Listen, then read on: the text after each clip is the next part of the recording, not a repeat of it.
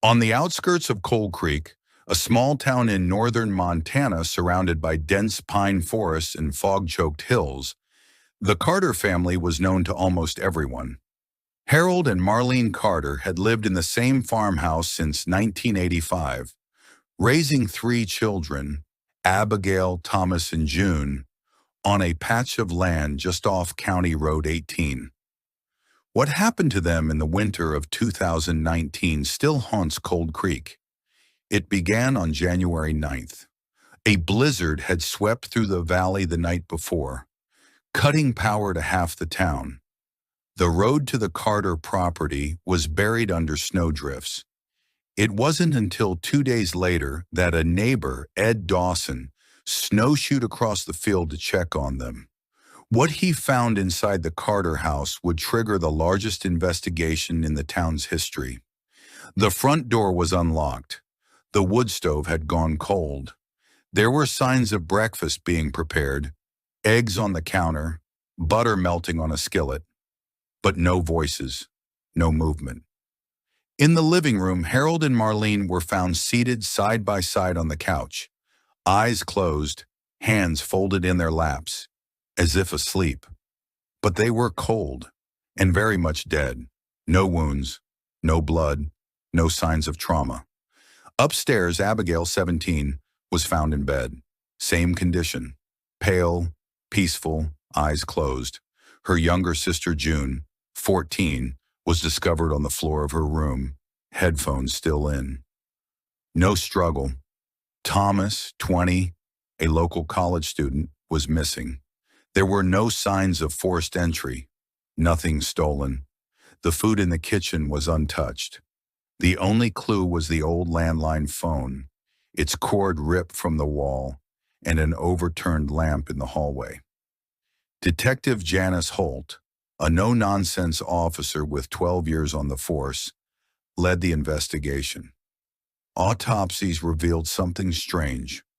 All four victims had high concentrations of scopolamine in their systems, a drug sometimes called devil's breath. It causes confusion, compliance, and in high doses, death. But where had it come from? There were no syringes, no drink containers, no signs the Carters had ingested anything unusual. The snow surrounding the house was undisturbed. No footprints, no tire tracks. The power outage had wiped out security cameras in the area. Thomas became the obvious suspect. He hadn't been seen since the 7th. His phone was off. His car, a battered red pickup, was missing. Flyers were printed.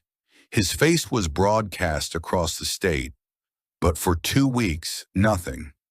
Then on January 27th, his truck was found abandoned deep in the national forest, 40 miles from Cold Creek. The driver's side window was shattered, keys still in the ignition, a smear of blood on the steering wheel. In the bed of the truck, a black duffel bag containing rope, duct tape, and a vial labeled hyoscine, scopolamine, but no Thomas. The blood in the truck matched him. At first, detectives assumed suicide, but the snow told a different story. There were 2 sets of prints leading from the truck, one set deeper, carrying weight, the other lighter, almost skipping. They trailed off into the trees and disappeared. Search teams found nothing. No body, no sign of struggle, no belongings. Then came the letter. Postmarked from Spokane, Washington, it arrived at the Cold Creek Sheriff's Office on February 2nd. Typed, unsigned. "You're looking in the wrong direction. He tried to stop it. He failed. The next ones will be harder to find."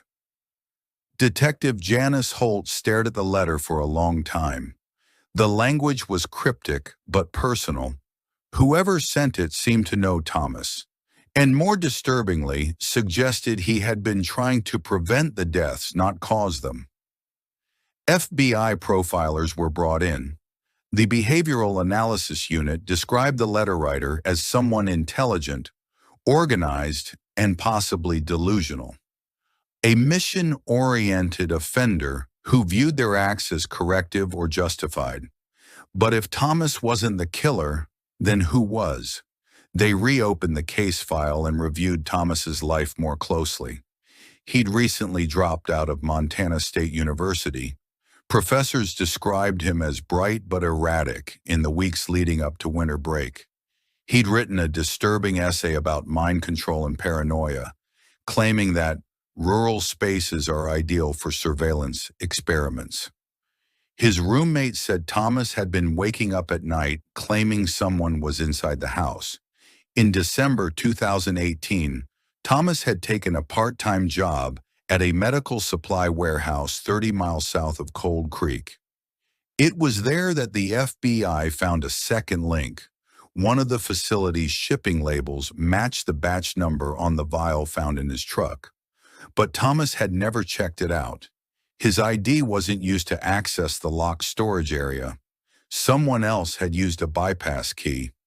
The employee who signed out the chemical, Gregory Knox, age 48, warehouse manager. Knox had worked in Cold Creek for 6 years. Quiet, lived alone, background clean.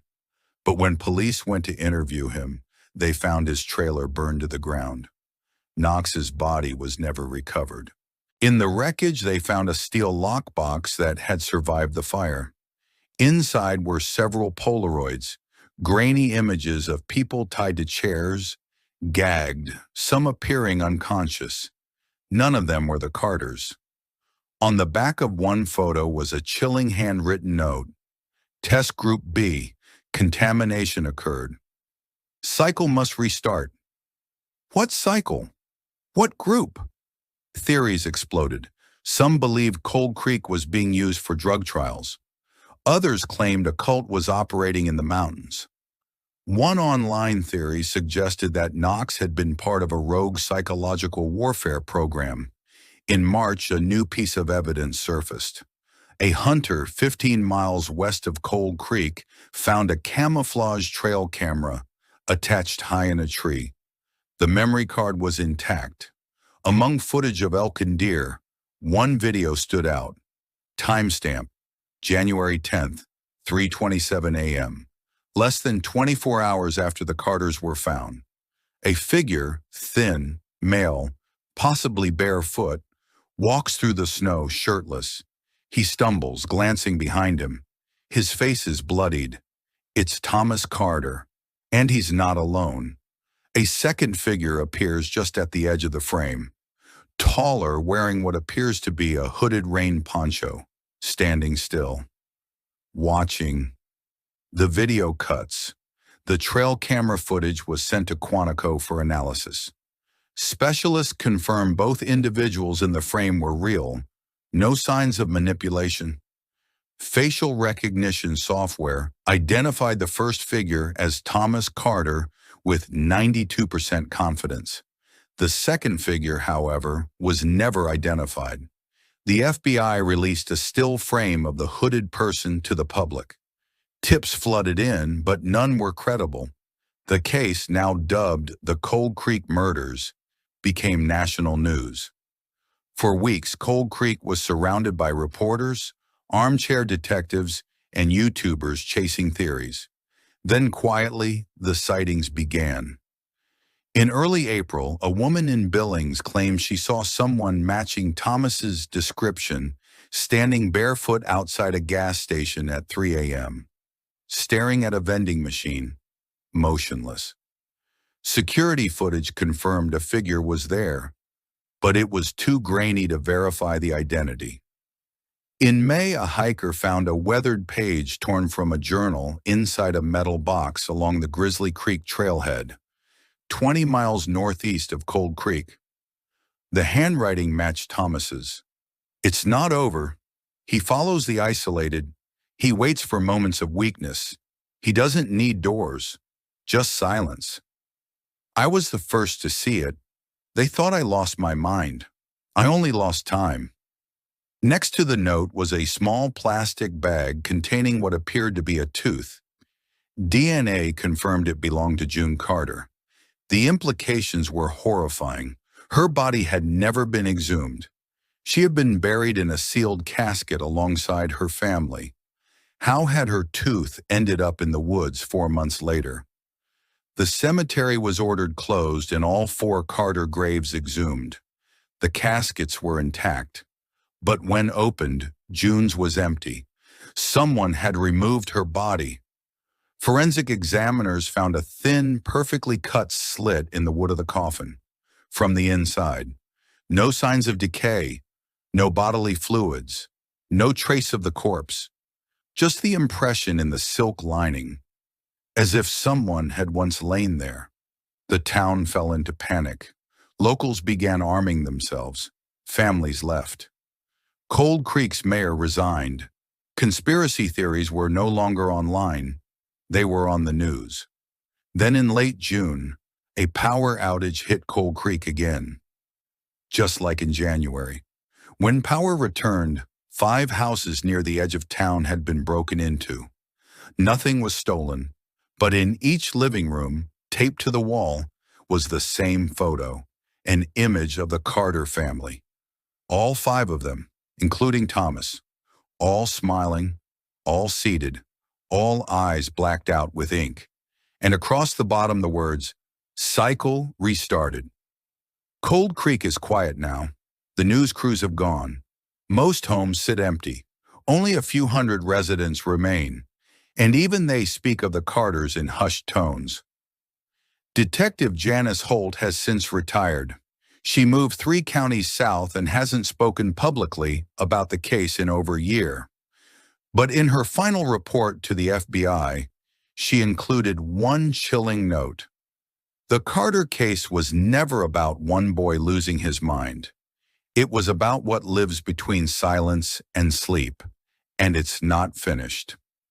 In the final months of 2023, 3 more towns in Montana experienced unexplained disappearances during winter storms, each followed by unexplained Polaroids left behind. In each photo, families seated, smiling, their eyes blacked out. Their names were not Carter, but they looked like them. And in the bottom corner of every photo, barely visible under a smear of ink, one phrase always appears: "He watches. We forget." The Cold Creek murders remain unsolved, and the cycle continues.